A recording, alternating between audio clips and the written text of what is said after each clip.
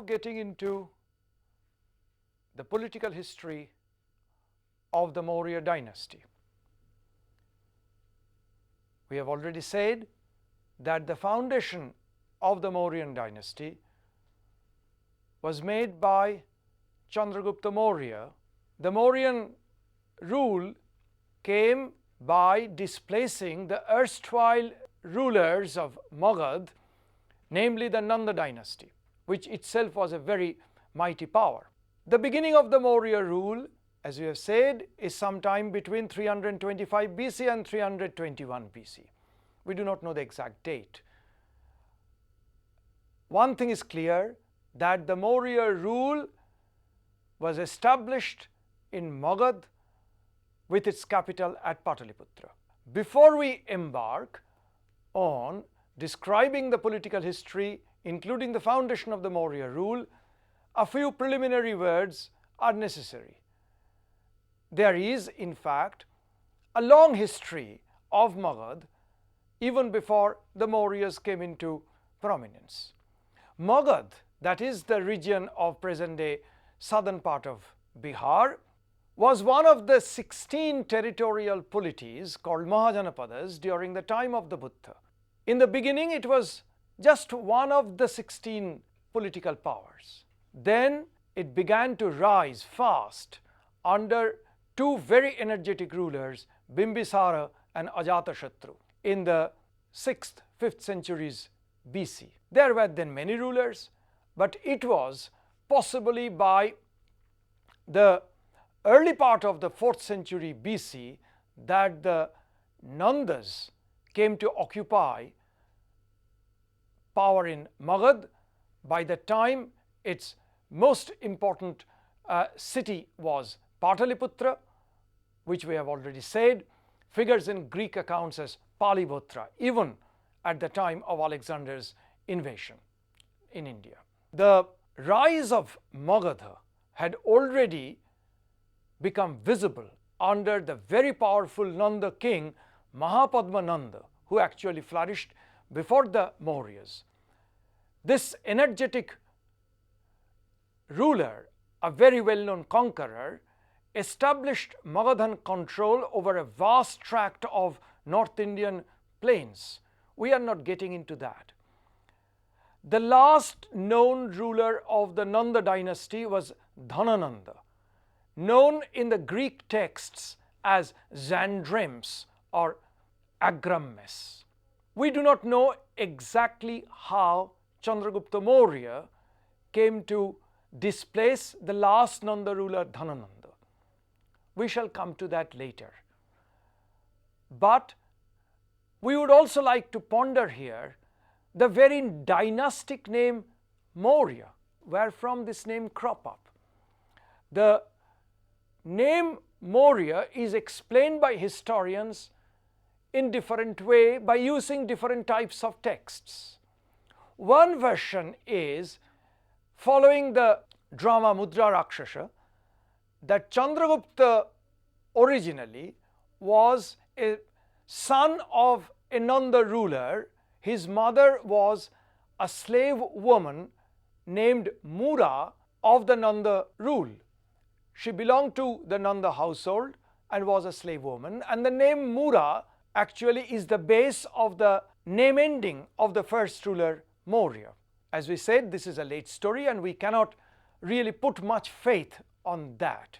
The other story figuring in a Jaina text is that the name Maurya actually is derived from the term Mayura, peacock, because Chandragupta Maurya's early life was spent among a peacock tamer's clan, Mayura Poshaka. And from there, from Mayura, the term Maurya is derived according to this story. Once again, this is a late story.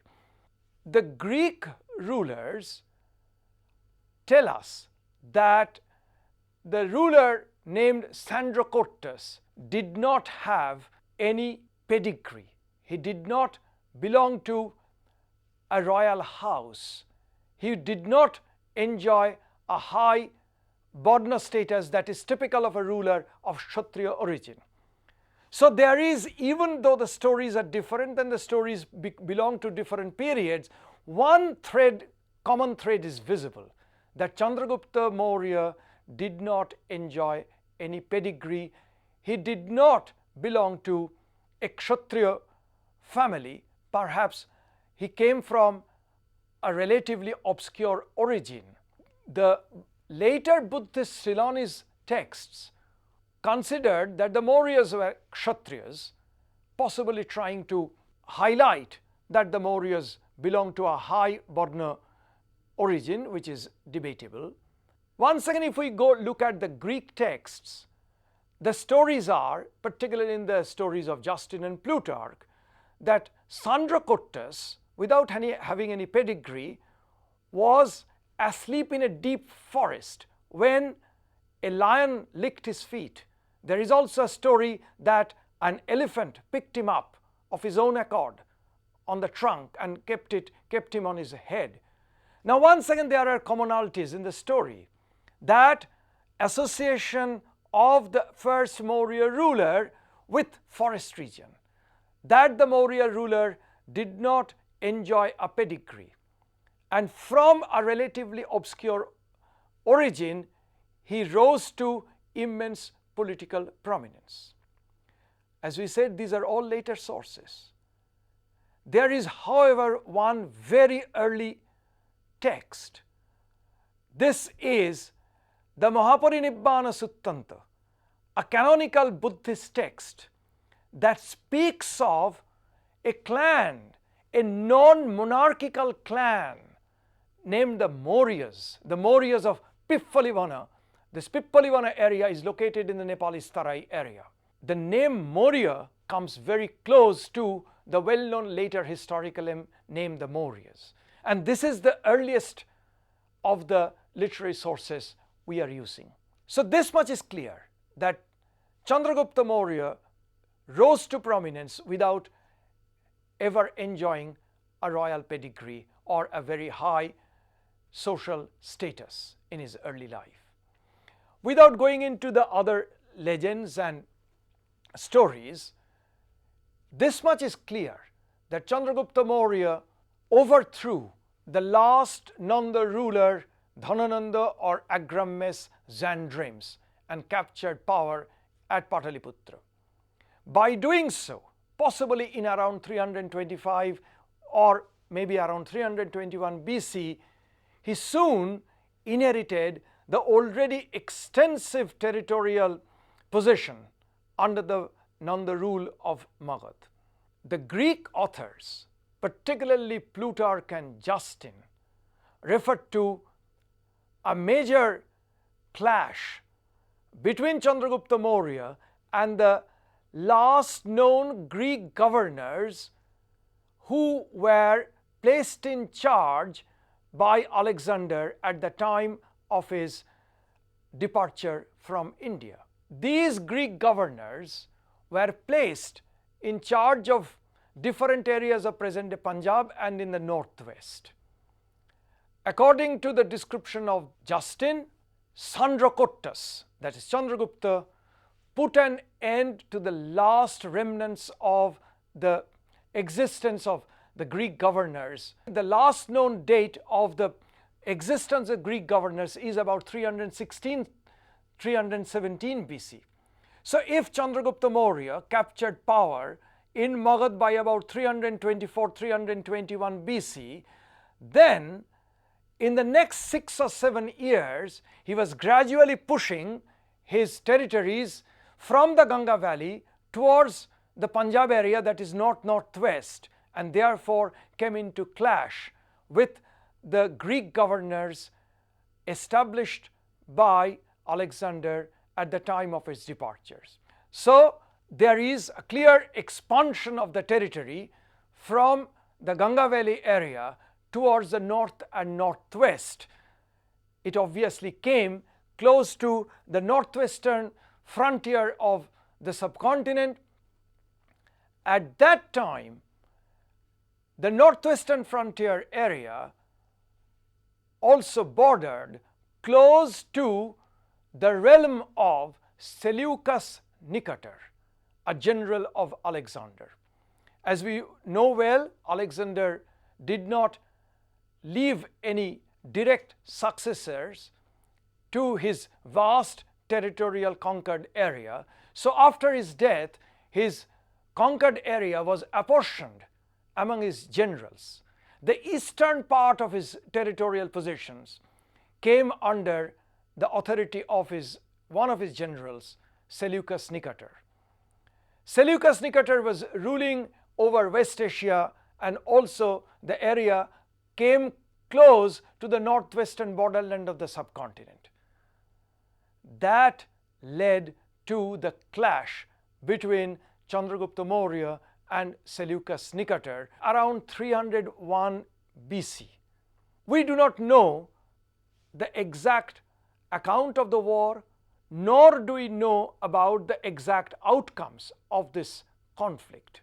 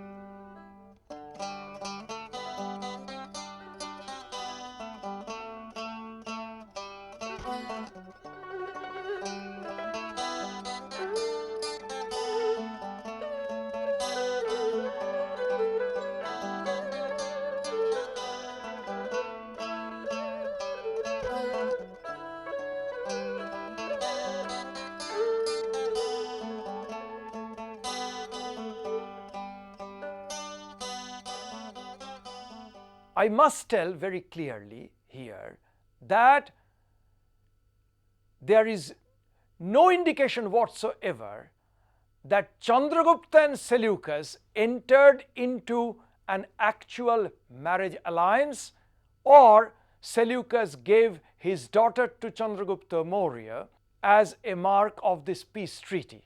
No less significant is the fact that the first known international treaty in Indian history took place at the time of Chandragupta Maurya's reign. Did the Mauryas really control the three areas in the northwestern borderland of the subcontinent? In fact, these areas are outside the present boundary of the Indian Union. Yes, the Mauryas did. This is known, we shall discuss it later, from the inscriptions of Ashok found from regions close to Kabul, that is Lagman, Puli Darunta, and also close to Kandahar. And we know that Ashok did not conquer these areas. Yet Ashoka's rule over the areas now included in parts of Afghanistan is quite clear. So the inclusion of these areas within Mauryan realm goes back to the time of Chandragupta, who got these territories as a part of the treaty signed as a result of his conflict with Seleucus Nicator. So we once again see how the Mauryan political authority expanded from its principal stronghold in Magadha, particularly also in Ganga Valley, then into the Punjab to the northwestern frontier areas, and then beyond the northwestern frontier areas to certain areas of present-day Afghanistan.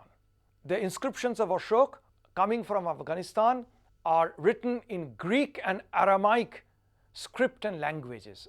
We have also to keep in mind that Chandragupta Maurya's rule over western part of India, the present area of Kathiawar, Junagadh region, is also known to us in the form of a later epigraphic document, an inscription of 150 AD belonging to the Shaka ruler Rudradaman, remembers very clearly the rule of Chandragupta Maurya and also the provincial authority who ruled in this region on behalf of Chandragupta Maurya. The Mauryas ruled over a very large area covering almost greater parts of the Indian subcontinent except the far south and the far northeast. Now Ashok conquered only Kalinga. As I said before, his father Bindusara is not known in historical sources as a great conqueror. So if you take out the conquest of Kalinga, the rest of the vast territorial possession of the Mauryan dynasty actually goes back to the time of Chandragupta Maurya. We really do not know how he conquered certain areas in the peninsular part of India. But take for example, in later Tamil literary texts, there is some memory of the Maurya presence in the south. The Mauryas are considered the Bamba Maurya, the Maurya upstart ruler. It is also significant to note that Chandragupta Maurya, according to Jaina tradition, breathed his last in Shravanabelgola in Karnataka. This possibly may suggest some association of Chandragupta Maurya with the peninsular part. We do not know very clearly the last days of Chandragupta Maurya. We exactly do not also know how long did he rule, because there is no clear inscriptional evidence during his reign. He did not issue any inscriptions. It appears that a quarter of a century of rule of Chandragupta Maurya is in order. So if he ascended the throne around 325 BC, then his reign is likely to have ended around the end of the 4th century BC by about 300 BC.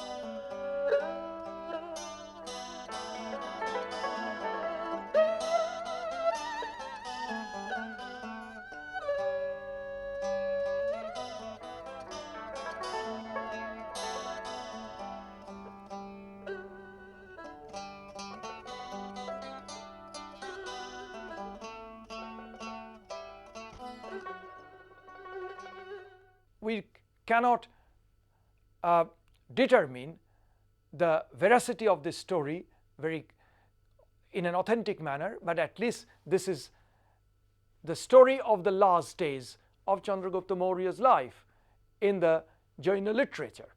He is remembered in the Jaina literature as a devout Jaina, particularly in the last phase of his life. Chandragupta Maurya is known from the Greek accounts of Megasthenes.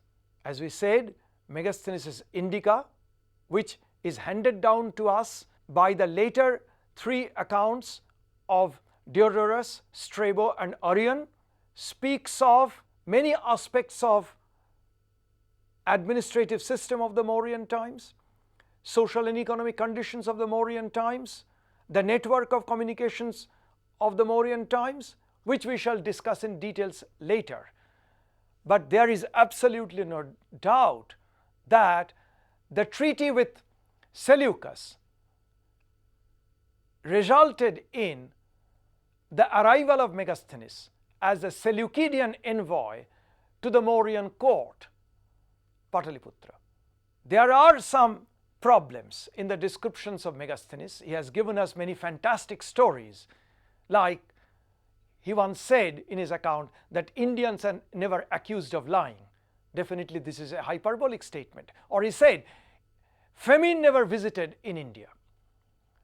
This is also a hyperbolic statement. But after all, his impressions, sometimes bordering on fantasy, sometimes definitely inaccurate, after all, his impressions emerge out of an eyewitness account.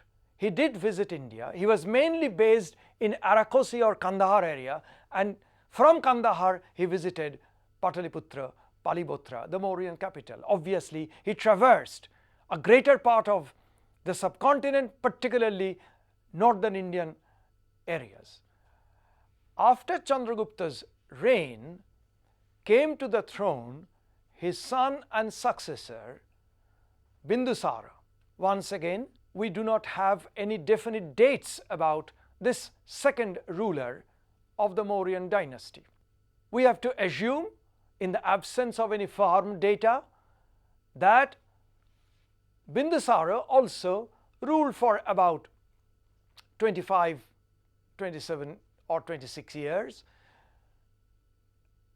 So if he came to ascend the throne around 300 BC, he possibly ruled up to 275, 273 BC. This rule of 25 or 27 years is once again known from different sources, none of which really is a contemporary source.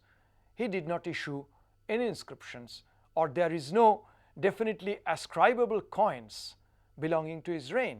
From the different sources available to us, at least this much is clear, that Bindusara was able to more or less retain intact the territorial position what he inherited from Chandragupta Maurya. This is no mean an achievement. Already the Mauryan realm is quite extensive. At least there is no known historical record that speaks of any shrinkage of the size of the Mauryan realm during his time. That's why we think that he was able to retain intact what he inherited from Chandragupta Maurya. There is at least one Buddhist story in the Divyavadana, of course a later text, that speaks of his rule, continued Maurya rule over Taxila, Takshashila area. The context is a bit different. The Divyavadana story says that there was popular discontent at the nature of Mauryan ruling at Taxila. People were discontent. Having heard that, Bindusara is said to have sent Ashoka to get information about the discontent and to pacify the subjects. Ashoka did go there and learned that the local population had no misgivings about the Maurya ruler, but they were definitely against the administrators, Amatyas of the Mauryan realm. At least this story tells us, gives an impression that Bindusara was able to retain the northwestern frontier area during his reign. What is interesting emerges from Greek sources. In the Greek sources, Bindusara is named as Amitrochates or Alitrochates.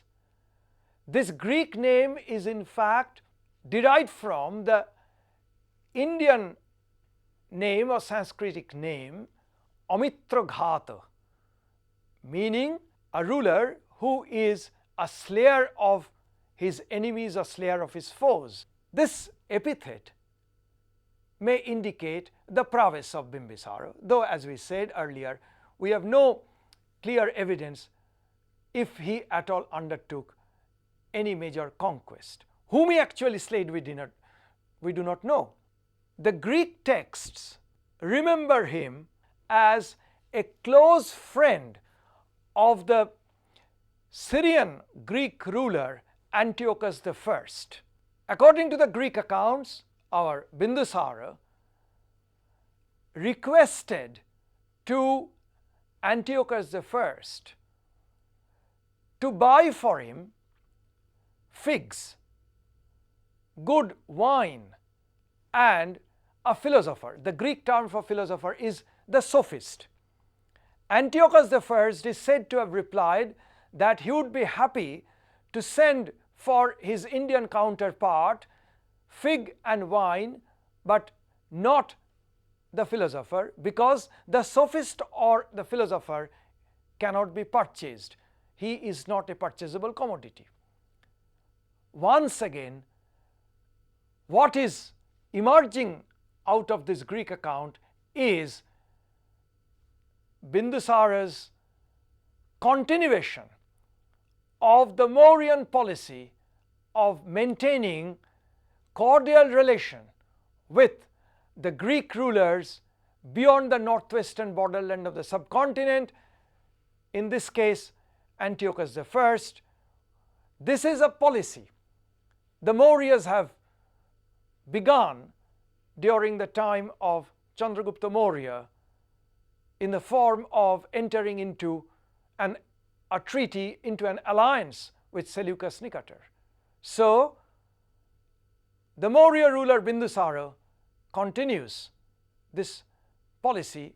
One may call it, in fact, some kind of a policy to maintain amiable relation with rulers beyond his realm.